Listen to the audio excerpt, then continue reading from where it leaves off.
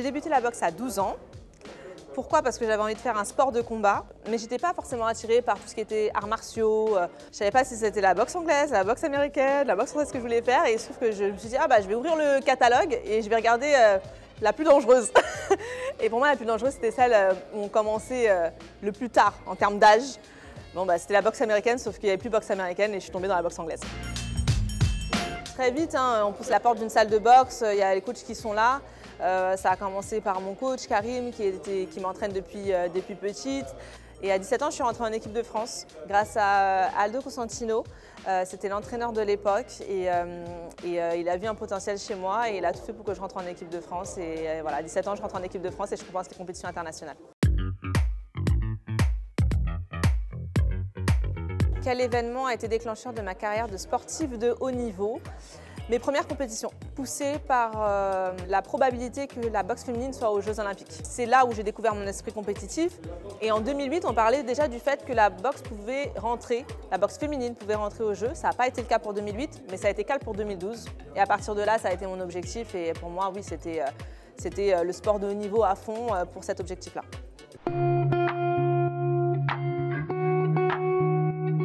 Les moments de doute que j'ai vécu, j'échoue à la qualification pour les Jeux Olympiques de 2012. Et là, voilà, c'est beaucoup de remises en question et je me demandais si j'avais le niveau finalement pour cet objectif que je m'étais fixé.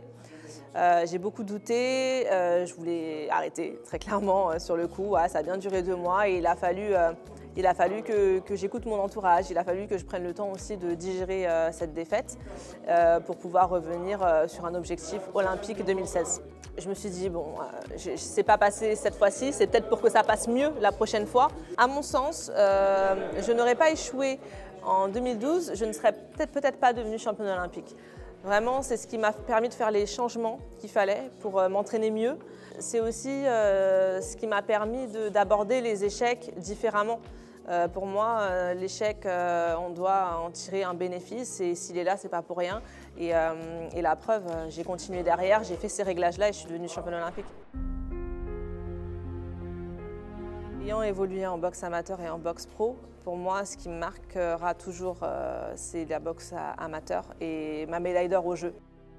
L'or olympique, ça change une vie. Ça a changé ma vie, ça m'a apporté de la visibilité, ça m'a apporté de la notoriété. Et qui dit notoriété dit forcément des possibilités nouvelles.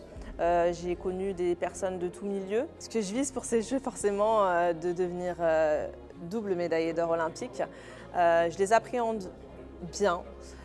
Pourquoi? Parce que je me suis très bien organisée pour ça, personnellement parlant, en termes de vie familiale, d'entraîneur. J'ai une superbe équipe que j'ai déjà testée, avec qui ça fonctionne bien. On est comme une famille et j'ai besoin de cet écosystème-là pour pouvoir m'entraîner de la meilleure des façons.